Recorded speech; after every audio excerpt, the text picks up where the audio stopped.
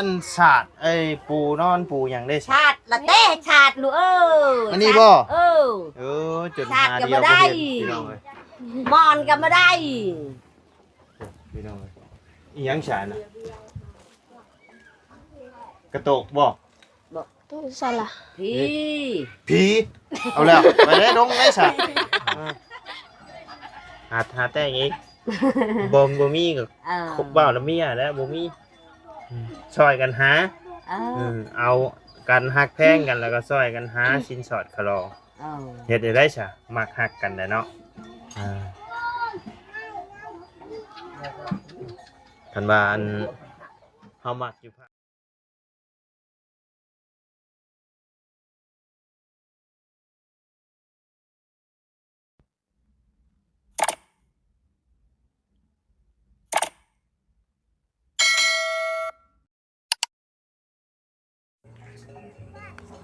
ทักทายกับสบายดีเด้อเนาะพ่อแม่พี่น้อง FC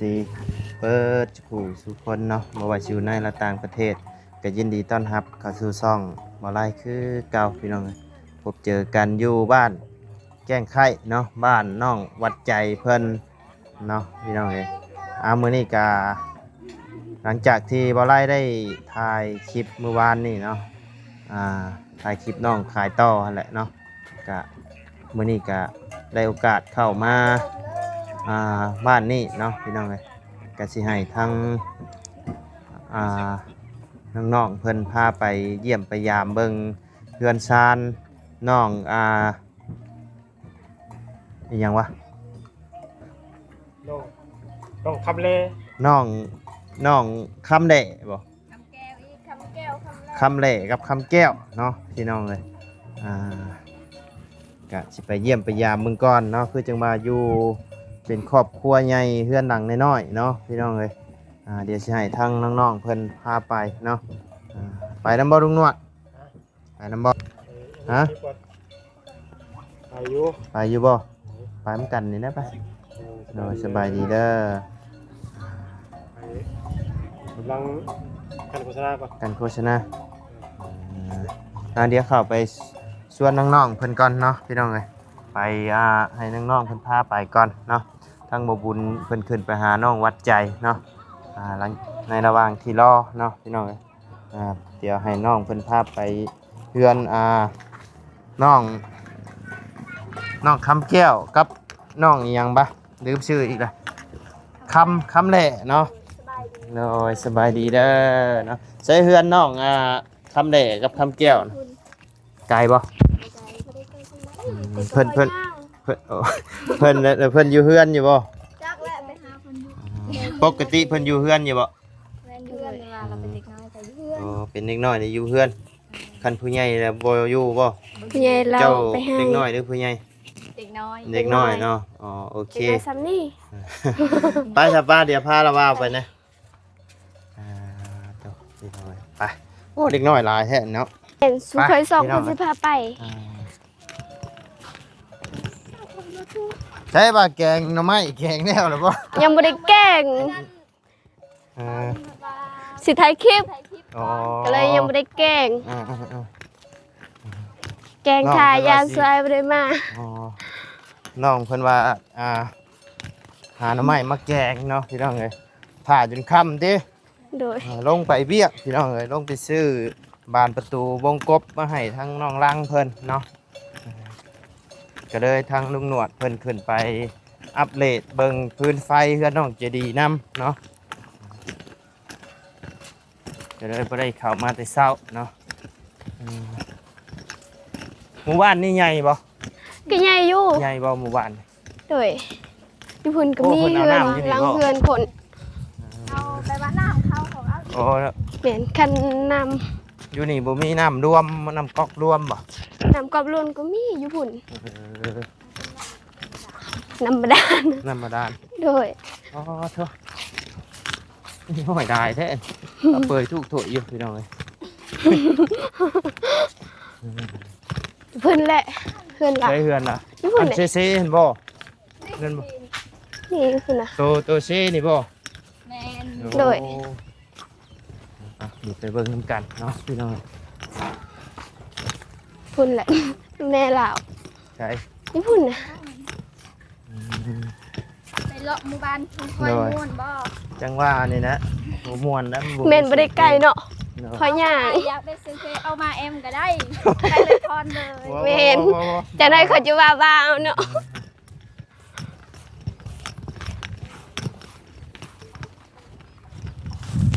ให้น้องดำกับน้องจันเพิ่นพามาพี่น้องเลยเพิ่นเป็นเจ้าถิ่นแถวนี้เด้พี่น้องเลยใช่ไปอยู่เรือนอยู่บ่คือจะว่าเอาบันไดลง นี่เพื่อนล่ะ บันไดลาอยู่ โอ้บันไดอยู่ฝั่งนั่นบ่ โดย ข้อยคิดว่าทางบันไดแล้วได้นี่ บันได บ่แม่น โอ้แม่นเนาะเออใช่ นี่แหละแม่ลาว โอ้นี่บ่ โดย เละเอามาคำแรกบ่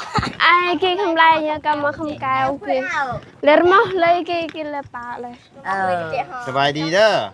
ไปดิลูก สบายดี อันนี้บ่เพื่อนน่ะ โดยนี่แหละเพื่อนเรา สิล่มเลยนี่เนาะป๊อเสามีจักต้นนี่ก็เรียกฮะนี่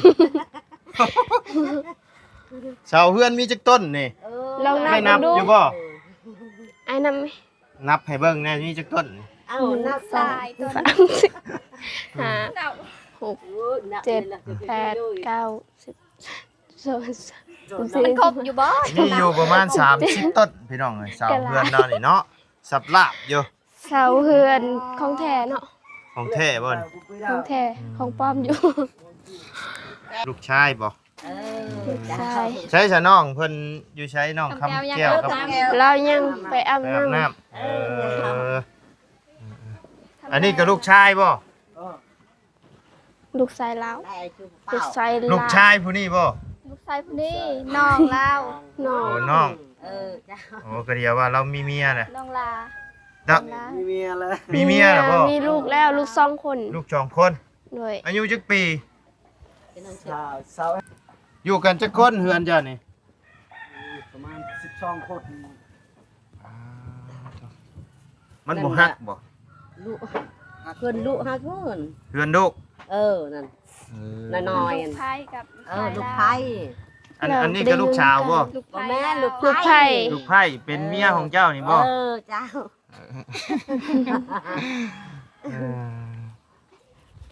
ก็เป็นของใคร ใช้ลูกยืนขึ้นโน่เจ้าไปยืนน้ำน้องเพิ่นโน่หา นี่มันยืนใน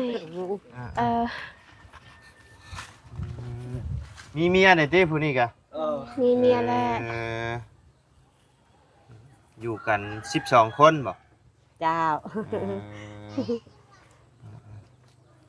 เบิ่งได้เสาเฮือนเราน่ะดงเจ้าว่ามีจักต้นนี่ ลองนั่งดู โอ้ย บ่เสานี่นะนี่เสาเฮือนเรานี่คักกะดินี่ จนบ่มีตาราง จนบ่มีหม่องย่างเข้าอีน้องเอ้ยเออ ค่อย สับ ๆส ลา อบ ด อยู่ เข้า เนาะ ไป ฮะ ไปว่าบ่ค่อยๆสอดเข้าไป คอยช็อตเข้าไป เมนอย่าง บ่กล้าเข้าแล้วข่อยอย่ามันล้มทับหัว มืออยู่พยาน เขามีต้นไม้ต้นนี้นี่ไม่อยู่เว้ย กันบ่มีเสาใหญ่ตัวนี้ลงแน่นนี่เนาะ รถมือ ถึงไว้ชื่อ คือบ่เอาเสาตัวนี้ตั้งเฮ็ดจับเจือฉะ เจ้า จะมีพอของเขาเลยลูก ของเพิ่นบ่ คือว่าไว้อยู่เฮือนเจ้าฉะ อยู่หน้าของน้องเฮาเนาะ เออ มันเอาเมียอยู่พุ่นอยู่บ้านวินตัวที่ไหน นี่ละ บงบุญ ของบุญ บ้านบุญ เฮาก็บ่มีลูก เปลกคำกายเอาไปเฮ็ดเพื่อดาว เฮ็ดเวียกเฮ็ดงานหยังซะแต่ละมื้อน่ะแม่ อันไปมีแต่ เฮ็ดให้ไปรับจ้างบ่ หมดน้ำท่วมแล้ว ลูกชายแล้วบ่ ลูกสาว ลูกชาวบ่ ลูกสาว เป็นโอ้ย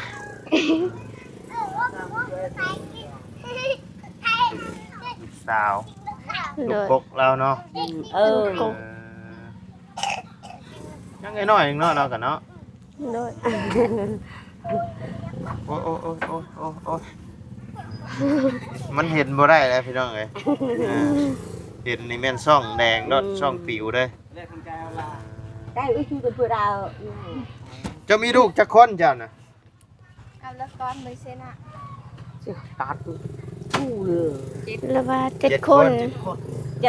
อยู่ดังเดียวกันเบิดนี่ เอ เลย อจ้า อยู่หลังเดียว อยู่กินกันจังได๋ซะนี่ข้าวน้ำกินแบบใดนี่ เออลูกเอ้ยกินนี่เอ้ยไผเป็นผู้ไปหาเงินซื้อข้าวซื้อน้ำ ไม่ได้ไปหาเงินน่ะ บ่มีไผไปหา เออ ได้กินอยู่ใช้สักข้าวนะ กินเนี่ยเอ็ดนี่หาหน่อไม้เฮามาเอ้ย หาหน่อไม้ขาย เออ เมื่อวานนี่เฮาอันเห็นลูกชายเจ้าเพิ่นไปขายต่อ เออ เอา แม่ ก็เลยชื่อ ซื้อต่อน้ำเล่าแล้วก็เลยถามว่าเฮือนชานอยู่ไสวะเราก็ว่าอยู่ทางลุ่มที่แล้ววะ จ้า ก็เลยให้น้องเพิ่นพามา เอ เนาะ อ มาเยี่ยมยามเบิ่งเนาะว่าเป็นจังไดหมองอยู่หมองพักหมองเช้าพี่น้องเอ้ยมาเห็นแล้วโอ้เฮือนเราพลึกกะลีพี่น้องเอ้ยเช้าพลึกกะลีเช้าเฮือนเช้าใหญ่ขนาดเลย น่ะถูกลูกเออน่ะถูกยา เช้าใหญ่เช้าเดียวนี่แหละพี่น้องเอ้ย เออ เช้าเดียวบางเฮือน พี่เดือนี่ป๊าดดึกดี น่ะถูกนี่แหละถูกอีหลี ทุกอีดีเนาะ เออ บ่ได้ทุกเด่นๆและเฮ็ดจังได๋ซะคนเฮามันเลือกเกิดบ่ได้เนาะ แม่นลูกเออ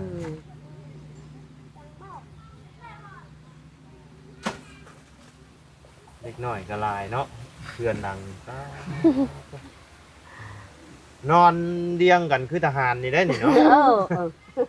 เออนานนี่เอ้ย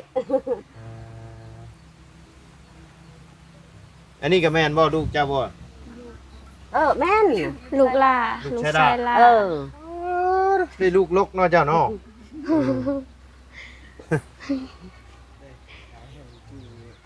นิสัยแล้วเมื่อเลย เจ้าชื่อว่าจังไดเจ้า คือลำเพลิน ชื่อลำเพิ่นอายุจักปีแล้ว จะรู้ยังตรักเนยุ แล้วว่าบ่ฮู้ โอ้โหอายุ โดย แล้วจนจะเท่า โอ้มาเด้อเนาะคำแก้ว คำแก้ว สบายดี อ้าวสวัสดีนะ สวัสดีเก่งเรา มาแต่อาบน้ำบ่ เจ้า ไม่เอาเลย หมดตะกี้ เสือก็ขาดแบบนี้เนาะถูกจุงปงอยู่พี่น้องเลยมีตัวเดียวนี่บ่ อันไปไม่ว่ามันปลาๆแน่ยะโดย โอ้ไอ้มื้อนี้จะบ่ได้ไปขายต่อบ่บ่ได้บ่มื้อนี้ อันไปมีตะบนบ้านบื้อนี่ บ่ได้ บ่ได้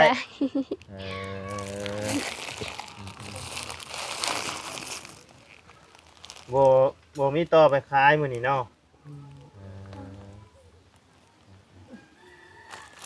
เดี๋ยวบ่ได้สิขึ้นไปเบิ่งทางเฮือนทางชานเราก่อนพี่น้องเลยเนาะขึ้นได้เบิ่งได้อยู่บ่ เบิ้งขึ้นเบิ้ง ขึ้นได้อยู่เนาะ เจ้า มันสิบ่ฮักบ่เนาะ โอ้โห ลองขึ้นเบิ้ง ลอง แม่น เบิ่งเนาะ ขนาดเราขึ้นแล้วบ่ฮู้และเจ้าขึ้น จึงก็สิเช่าใหม่ ไปซะพาขึ้นเบิ่งเทิงเฮือนได้ไปลูกลกขนาดเลยพี่น้องเอ้ยเฮือนหลังนี้เนาะเอาขึ้นหลายคนบ่ฮักบ่ บ่จักและ เอาไก่ส้มไหม แม่น เธอหลัง ไอ้บอกว่าให้ขึ้น สวยก็ขึ้นบ่ฮักบ่ ดี ฮัก จะเอาเตียออก จะอยากเอา ขออนุญาตขึ้นเลยเด้อโอ้ยเฮ็ดชูงกันนี่บ่ได้บ่เนี่ย ค่อยเด้อ ค่อย นักจดตุ้ย ขาจนสั้นเนาะ ๆบ่เป็นหยัง โอ้พี่น้องเลยครับพา อันก็ดับ ใช้เบิ่งดูอันนี้บ่อยู่กัน12คนน่ะ อยู่นี่ลูกเอ้ย อยู่นี่เบิด12คนเลยบ่นอนกันแบบใดนี่น่ะ นอนนี่นอนแบบใด นอนเลี้ยงกันในนี่เลย อ ว่าลูกชาวกับลูกชายนอนเฉยๆค่ะอยู่หันจักคนนอนอยู่ห้องกันน่ะ 3 คนที่คนเลยลูกมันลูกเขามัน โอ้ บดชีเลย เออ และนอนในนี่จักคนบัดนี้6 คน7 คน นอนเรียนกัน ต่อเรียนนอน นอนเรียงอย่างที่บ่ เออ ใช้อันศาสตร์ไอ้ปูนอนปูอย่างได้ ชาติละเต้ชาติลูกเออ อันนี้บ่ เออ จน ชาติ หา ก็ เดียว บ่ได้ บ่เห็นพี่น้องเอ้ย มอนก็มาได้ พี่น้องเอ้ยอีหยังฉานะกระโตกบ่ ตัวสละ พี่ ผีเอาแล้วไปได้ดงได้ซะเออเป็นผีนี่ดงไหม ห้องเขาฮิต ของเขา ของพี่ เม่น หวายว่าผีนี่ย่านได้เฮาเนาะ เม่นเป็นฮิป ของพี่ เพื่อนเรา เลย เป็นฮิปของ ผมฮี เออเจ้า เจ้าจะมานั่งภายนี่มันสะท้อนแสงสะท้อนแสง ขออนุญาตนี่เด้อขอเบิ่งนี่เด้อ เออ ทุกพี่น้องเลยเนาะ เดี๋ยวมันจะอยากกินกับเนี่ยเป็นกับช่อง ตัวนั้นเองก็ดู นอนกันจังไดนี่ เออหนูนอนมันเยอะ บ่ยันฮัก อาการเนาะ เออ ฮัก เม่ แต่ น นอน คันมานอนอยู่สิจำเป็น จำเป็น จำ เนาะ เป็น เม่น แล้ว จำเป็น เออเจ้านอนอยู่ไสคำแก้ว น้ำทั้งนี้ นอนนี่เลยพ่อวัดทั้งพ่อกับแม่จะนอนอยู่ไสจ้ะ น้ำนี้ พ่อกับแม่ก็นอนอยู่นี่ พ่ออยู่นี่ พ่ออยู่นี่แม่อยู่นี่ นี่พ่อ พ่ออยู่หัน เออ แม่อยู่นี่ เออ เอาคือนอนไกลกันแทบพ่อกับแม่บ่บัดจะกอดกันเด้อซะ ป้าเจ้าเนาะ บ่ได้บ่ เอ้าเนาะผัวกับเมียก็ต้องนอนใกล้กันนะบ่ คือว่ามันเฒ่าแล้วเด้ แม่น นอนไผนอนมัน เฒ่าแล้วโหเฒ่าก็หักแพงคือเก่าหั้นแล้วอะเนาะ หักแพงทางนี้มันให้ นอนต่างกัน นอนต่างกันซื่อ แม่ ๆโอ้พี่น้องเอ้ยฝนตกมานี่ โอ้ฝนตกเยอะดูในนี่ลูก อ เอ้ ยู่ในนั้นเลย เออ ฝนตกกระเปียก ฝนตกเอ้ยเนาะ ตู้เสื้อผ้าแล้วเลยนี่พี่น้องเอ้ยตู้เสื้อผ้าอันประตูก็ไปแล้วเนาะ ไปแล้ว ไปวัตถุจริงทุกอย่างพี่น้อง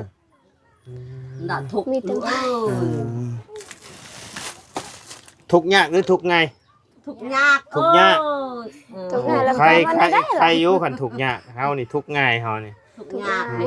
ทุกข์ง่าย เลิก เอาทุกข์ง่ายมันทุกข์ไวได้มันคันทุกข์ยากนี่โดนได้มันเซ็งสิทุ ถู ก ก ข์ ไว้ เอา เลยไว้นี่วะ ค่อยทุกข์ง่ายค่อย จะเลยไว้ เลยไว้ บ่เหยาะเพิ่นเนาะพี่น้องเอ้ยเนาะใช้แต่ทั้งไอ้ผัวเจ้าไปใช้ซะ ไปอยู่ให้พุทธ ไปอยู่ให้ เออ โอ้ ทันมือ ยังบ่ทันเมื่อ เออ เอ้าคือว่าภาษาผู้ไทยล่ะบัด ซาได้ก็ได้ ภาษาอะไรก็ได้เนาะ แม่น เจ้าคนพูดไทยบ่เจ้า ไทยเราฮีได้ คนละเทิง แม่ กัน กัน แม่ แม่เฮาอยู่ผู้ไทยอะแม่เฮา แม่คนพูดไทย เออ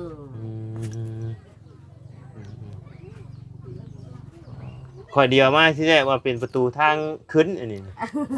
เราบอกว่า จะอยู่ทางนี้ ไม่ เนาะ ใช่บันไดเราจะขึ้นได้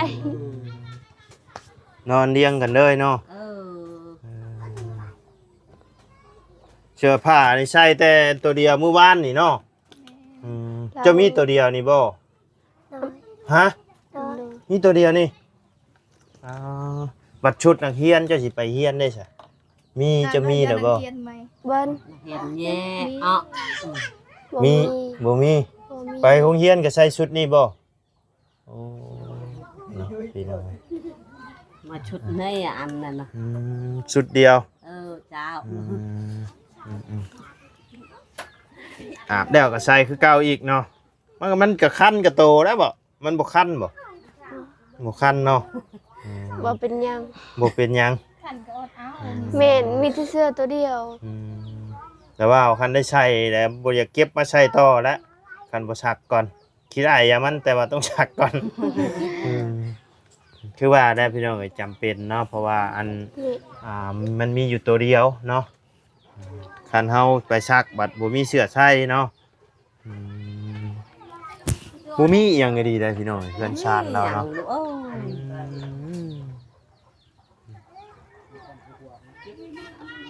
อ โอ้ หอบไปแหบแล้วบ่ได้ ผ้าห่มก็บ่ได้ นี่เอ้ย ตุ่มสิใช้ผ้าห่มใช้ผ้าห่มจะตุ่ม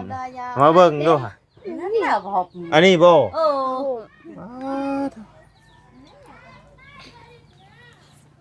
เหงื่อแตกแล้ววันนี้ หอบมันก็ นี่บ่ เออ จนอันข้างนอกมันขาดบ่ได้เนาะเหลือแต่นวมทางในพี่น้องก็นี่ เดินแต่ทางในทางนอกคาดหมาแล้ว หมดแล้วพี่น้อง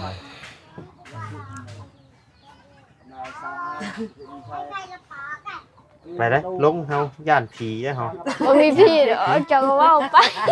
เอ้าเราว่าผีเนาะ เรา เออ แม่น บ่แม่นพี่ บ่เป็นผีเนาะ แม่น ชื่อเลยลูกเออ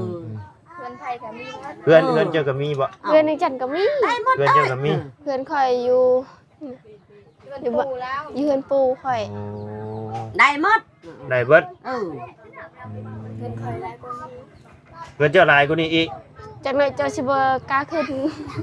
ขึ้นเลยบานขึ้นไปขวดต่ออยู่ จะบ่อยากบ่หน่อไม้กินแต่ต่อ ฮะ หน่อไม้จะบ่อยากวะ หน่อไม้ สิแกงหน่อไม้สู้กิน อยากอยู่ เดี๋ยวสิแกงแซ่บ ไผสิไอเป็นคนเฮ็ด ๆ2คนเลย โอเค คนเลย เฮ็ดสิบแซ่บเด้อ เด้อคันบ่แซ่บแล้วว่าแซ่บ บ่แซ่บก็บอกว่าบ่ได้ แม่นย่อง บ่แซ่บแล้วว่าบอกว่าบ่แซ่บตัวใด นี่เราจันว่าเราว่าย่องคอยแซ่บว่าอันนี้คันเจ้ากินทำไมบ่แซ่บเราสิบอกสิคอยได้ว่า แล้วว่าคันเว้าหยังสู้ข่อยแล้วเราสิบอก เออขวดต่อนะแซ่บอยู่เนาะแต่ว่าแกงหน่อไม้ยังบ่ฮู้เด้อพี่น้องแต่ว่า เบิ่ง ส่วนนาย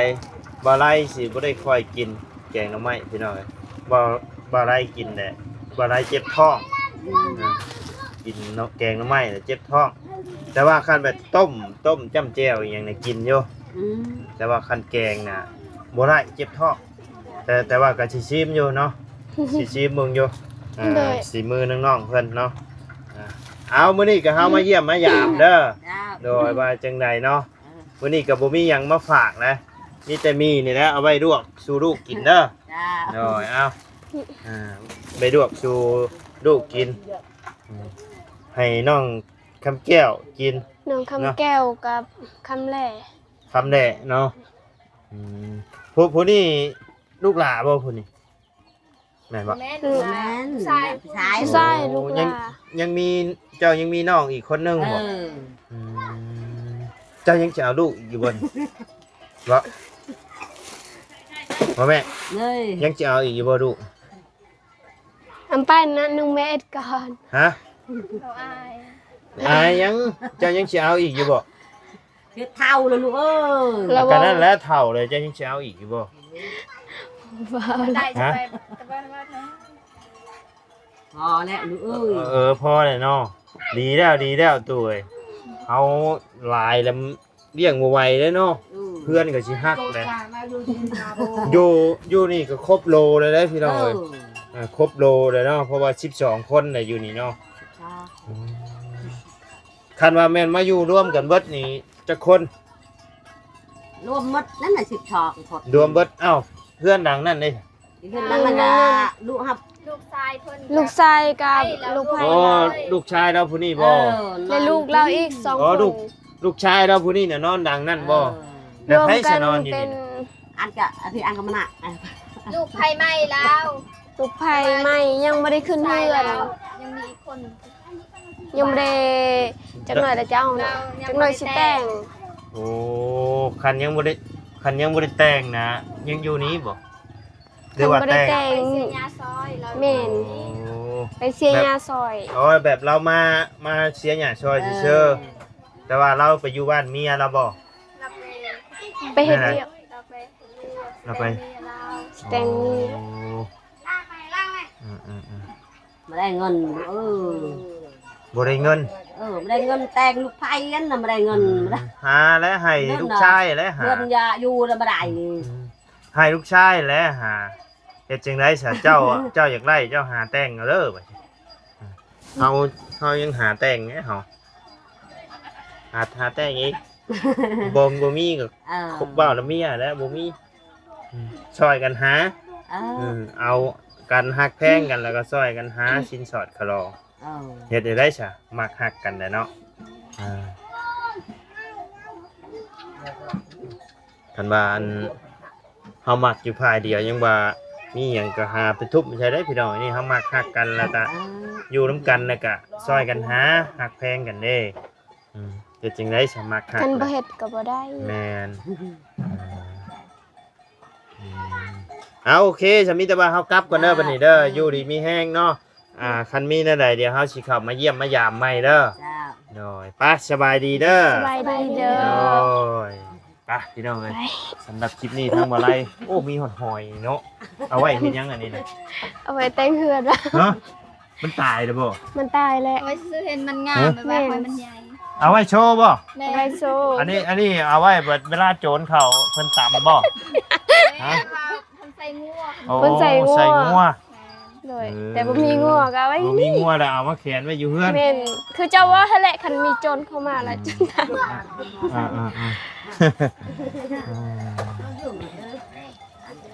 อึ๊บไข่เราก็เนาะเป็นตาย่านมันใหม่เพื่อนพี่น้องเลยไปกลับกันเด้อ ลงก่อน คำแหน่บ่นี่ บ่ทาแล้ว โบแมนบ่โบแมนคำแด่เนาะแม่นบ่โบแมนเนาะ บ่แม่น จำบ่ได้เลยพี่น้องเลยไปๆครับพี่น้องเลยสำหรับคลิปนี้ทั้งบ่ไลก็สิได้ขอจบคลิปปิดคลิปลงไว้เพียงสำนี้ก่อนเด้อพี่น้องเด้อพบเจอกันคลิปหน้าเนาะสำหรับคลิปนี้ลำลาแล้วพี่น้องสบายดีเด้อ